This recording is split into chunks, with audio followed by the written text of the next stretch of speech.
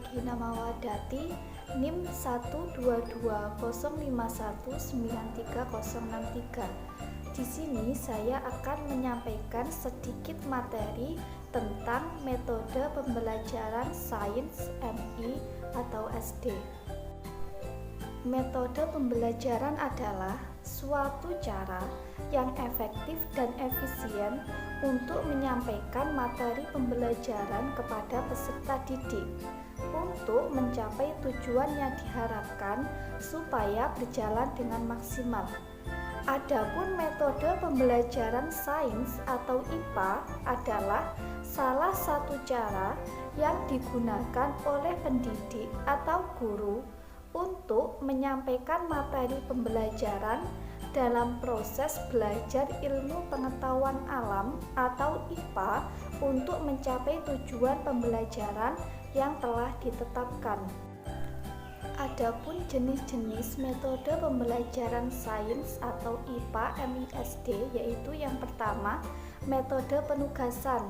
Misalnya, guru menugaskan siswa dengan menjawab pertanyaan-pertanyaan yang ada di buku cetak atau buku LKS pada setiap akhir bab. Ketika guru telah memberikan tugas, maka pada hari berikutnya guru harus memeriksa apakah siswa sudah mengerjakan atau belum. Setelah itu, tugas bisa dievaluasi oleh guru. Yang kedua, metode diskusi. Metode pembelajaran ini menghadapkan siswa pada suatu permasalahan. Tujuan utama dari metode ini yaitu untuk memecahkan suatu permasalahan, menjawab pertanyaan-pertanyaan, menambah dan untuk memahami tingkat pengetahuan dari siswa. Yang ketiga, metode tanya jawab, yaitu antara guru dan siswa. Pertanyaan yang diajukan bermaksud untuk merancang siswa berpikir. Suatu pertanyaan bermaksud meneliti kemampuan daya tangkap siswa terhadap bahan pelajaran yang telah disampaikan oleh guru. Yang keempat, metode ceramah. Metode belajar yang digunakan untuk menyampaikan pelajaran yang sesuai dengan tujuan pembelajaran. Pada metode ceramah ini, guru berperan menyampaikan informasi atau pelajaran di depan kelas, sedangkan siswa duduk di bangku untuk mendengarkan. Yang kelima, metode studi lapangan. Pada metode ini memberikan pengalaman yang luas kepada siswa dibanding hanya di dalam kelas saja. Studi lapangan IPA tidak berarti harus dilakukan di tempat yang jauh, akan tetapi bisa dilakukan di alam sekitar sekolah, seperti halaman sekolah dan kebun sekolah. Assalamualaikum warahmatullahi wabarakatuh. Saya Imra'atul Khalifah, NIM 12005193219. Nah, saya akan menjelaskan tentang pendekatan pembelajaran sains. Nah, pendekatan apapun yang digunakan dalam kegiatan belajar mengajar atau KBM sains sudah semestinya mendudukan siswa sebagai pusat perhatian. Nah, pendekatan yang relevan dengan pembelajaran sains antara lain pendekatan tujuan, ada pendekatan konsep, pendekatan inquiry, pendekatan keterampilan proses, dan pendekatan CTS. Nah, pendekatan tujuan berorientasi pada tujuan akhir yang akan dicapai. Dengan pendekatan ini berarti semua komponen pembelajaran ditata dan diarahkan untuk mencapai tujuan yang telah ditentukan. Penggunaan pendekatan tujuan meminta guru mengetahui dengan jelas tujuan yang harus dicapai siswa setelah selesai pembelajaran. Lalu ada pendekatan konsep. Nah, pendekatan konsep adalah pendekatan yang mengarahkan peserta didik menguasai konsep antara benar dengan tujuan agar tidak terjadi kesalahan konsep atau miskonsepsi. Nah, konsep adalah klasifikasi perangsang yang memiliki ciri-ciri tertentu yang sama. Konsep merupakan struktur mental yang diperoleh dari pengamatan dan pengalaman.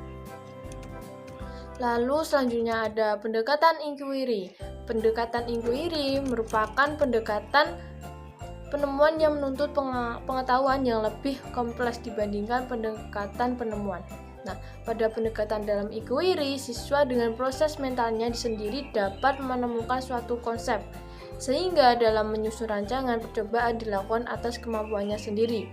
Pada dalam pendekatan inquiry, permasalahan dilontarkan oleh guru. Cara pemecah masalah yang ditemukan oleh siswa, penemuan kesimpulan juga dilakukan oleh siswa. Nah, selanjutnya ada pendekatan keterampilan proses. Nah, pendekatan keterampilan proses pada hakikatnya adalah suatu pengelolaan kegiatan belajar mengajar yang berfokus pada pelibatan murid secara aktif dan kreatif dalam proses pemerolehan hasil belajar. Nah, pendekatan proses ini dipandang sebagai pendekatan yang oleh banyak pakar paling sesuai dengan pelaksanaan pembelajaran di sekolah dalam rangka menghadapi pertumbuhan dan perkembangan ilmu pengetahuan dan teknologi semakin cepat dewasa ini. Nah, yang terakhir ada pendekatan STS. Nah, pendekatan STS merupakan pendekatan pembelajaran yang ada dasarnya membahas penerapan sains dan teknologi dalam konteks kehidupan sehari-hari.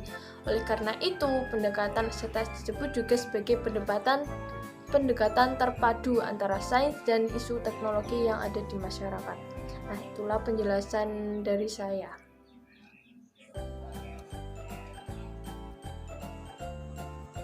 Baik, di sini saya Irfa Romatul Aziza akan menyampaikan beberapa materi tentang model pembelajaran IPA di SD maupun di MI. Nah, jadi terdapat beberapa model pembelajaran yang bisa kita terapkan dalam pembelajaran IPA di tingkat SD maupun MI. Adapun yang pertama adalah model pembelajaran kontekstual.